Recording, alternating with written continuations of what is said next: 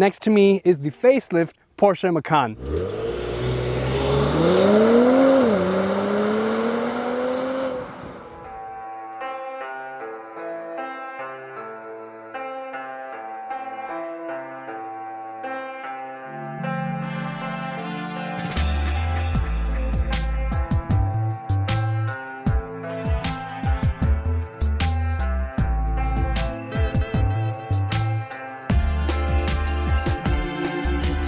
The front facade is now redesigned. There are no more fog lamps on the front bumper. Instead, that space is now occupied with these more vertical aerodynamic fins. The headlights, by the way, now come with LED as standard, with those 4-dot quadrangle type daytime running lights. Things like the chassis has been upgraded ever so slightly. For example, the linkages in the front suspension are no longer steel, but are made of aluminum now to save that little bit of weight. The brake pedal arm has also been reduced in length so that you have a sharper throttle response. And of course, there's a brand new 3-liter twin-scroll turbo petrol engine V6, which I'll talk about later on. But on the side as well, you get 2 new wheel designs. They start with either 20 or 21 inches. Here we have the Pirelli tires P0 with a 21-inch wheel. Going further down, you also have these blades on the side just to give that little bit of contrast. The car is still 4.69 meters long. It's still 1.9 meters wide. As standard, you get regular suspension coilovers. You can also get adaptive electronic damping, which is adjustable continuously. And you can also get the air suspension that we have on this car. One major change that you will notice now immediately is this. The tail lights now go horizontally across the middle of the trunk. The trunk, by the way, is 500 liters. With the seats down, it goes up to 1,500 liters. Very nice and flat loading area. A little bit of a loading lip, but nice scuff plates.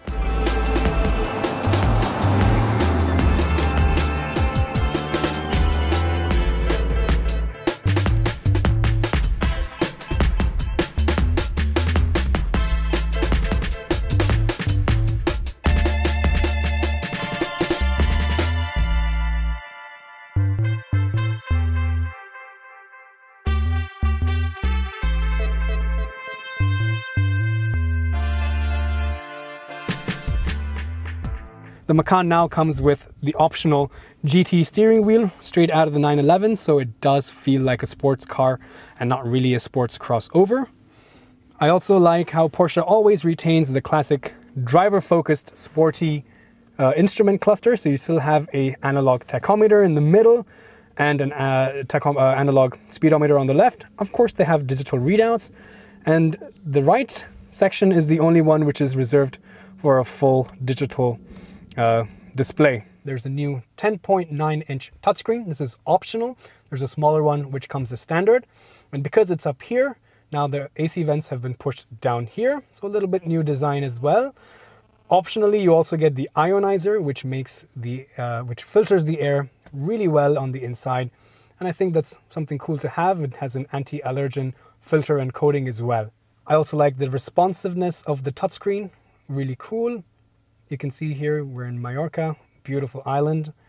Can't wait to go down to the beach. So many buttons over here: hazard lights, hill descent control, air conditioning, defoggers, temperature for the driver, temperature for the passenger with the little display, the vent controls over here, seat heater buttons, traction control, lane keeping assist, exhaust, auto shut off.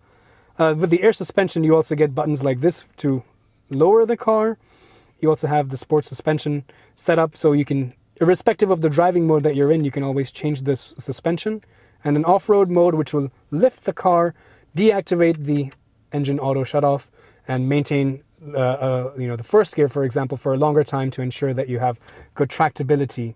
I'm 5'8", or about 1.7 meters. This seat is set to my driving position. And knee room is adequate, headroom is ample. I can slide my feet under the front seat. If they raise it a little bit, I would have some more space, because right now it's kind of getting a little bit pinched. But again, this is based on the VW Group siblings Audi Q5 platform, so it's not necessary. It's a mid-size. SUV, it's not a large size SUV. So what you see here is the new 3-liter V6 petrol engine for the Macan S, which makes 354 horsepower. It has a central twin scroll turbo. If I can just remove this little plastic piece, you can see that here. So it's a really new design. It's really interesting.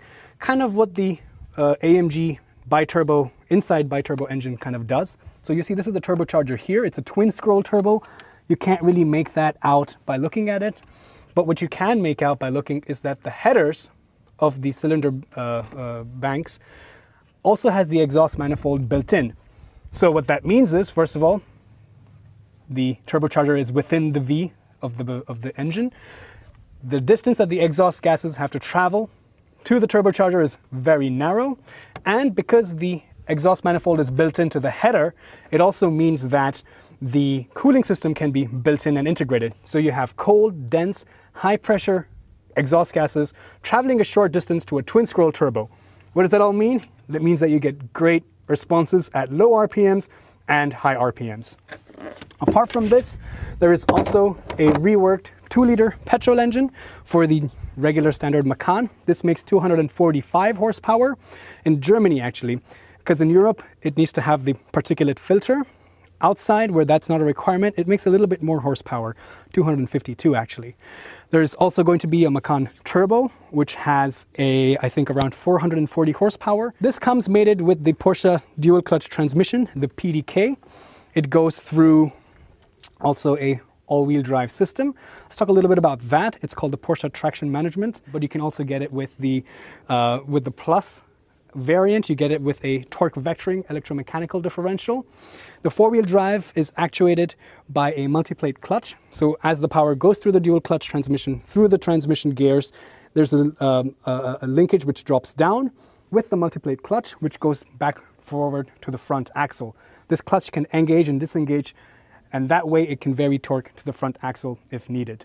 Visibility is really good. I have these high walls around me, but because it's an SUV, I'm sitting higher, I'm sitting upright, so that way it's a lot more easy to handle narrow roads such as this. Visibility generally is also really nice. At slow speeds you have good visibility out the sides. The mirrors as well are really large, so gives you a good view. I'm in a very narrow street, so I can't really push it, but already I can tell you that V6 sounds really nice on this kind of a straight road. Actually, it's probably better to keep it in normal mode. And actually now, the car becomes really quiet. The engine is in its quieter mode in terms of the exhaust. It revs a lot more smoothly. It doesn't have a very sharp throttle response. The PDK shifts up as quickly as it can. Like right now, I'm barely going over 70 and it's already in 7th gear. And in this way, it kind of calms down, changes its personality. The steering also feels a little bit softer, but at no point have I ever felt that the steering is, becoming less precise. Let's have some fun. Let's turn on the Porsche Sport Response. So now this primes the engine, the suspension, the turbocharger spools up, and for 20 seconds at a time, it gives me the ultimate control and the quickest responses through my throttle inputs.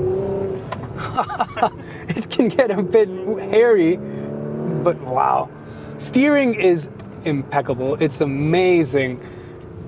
It dives in so well. It's incredibly sharp, has a really good weight, not necessarily heavy, even though I always say I personally prefer heavy steering wheels. It doesn't necessarily have to be that. It's just that it's the right amount. It's the adequate amount, and it gets heavier when it needs to.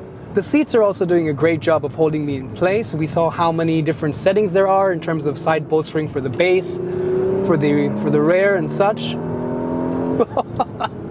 But because of that, I can also feel sometimes when I'm going around a corner, I can feel it moving a little bit as well. And of course, cars have this feature. A lot of them do, where depending on your steering input, the bolstering, the sides have like air pockets, and they inflate gradually on the side where you're leaning towards, so it gives more pressure there and kind of pushes your body back. And it's really important because when you're driving quickly, you should never make yourself rigid and try to hold your body in place, because then your footwork gets compromised, your handwork, your steering gets compromised, and you're distracted or constantly being distracted.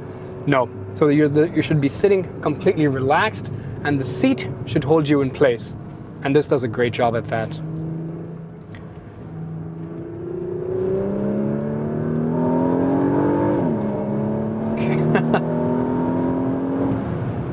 Okay, so let's see. I think in terms of sporty driving, it's a Porsche. It's hard to fault. Steering is fantastic, really. And the steering wheel, it just harks back to the 911 and you feel like you're driving a sports car. You forget that you're driving a big car at times. It does seem a little bit tricky in tight cities, but on a road like this, it just wraps itself around you and it just helps you connect so well. Pedal feel, brake feel, really good. Suspension, again, really good.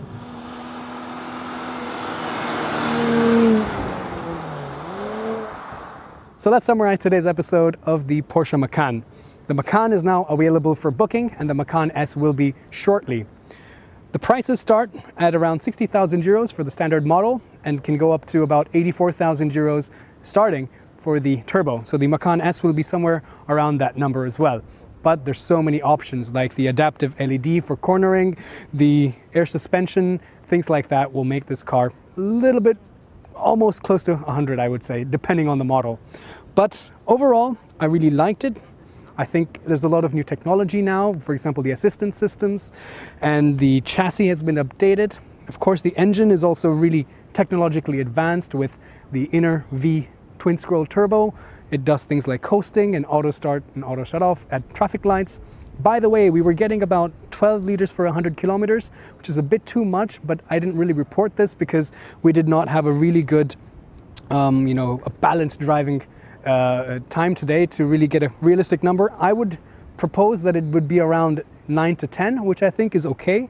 You can see probably numbers even lower if you're just using it on the highway and being very, very careful on the throttle. Things I didn't like, well, there's not many. I think there's some small omissions which I think should have been there, like a light for the sun visor near the vanity mirror and things like switches to topple the seats down. My impressions were pretty good, but I want to know what you guys think. Let me know, put it down in the comments below. Make sure you subscribe and follow us on Facebook and Instagram as well. I'll see you guys next time.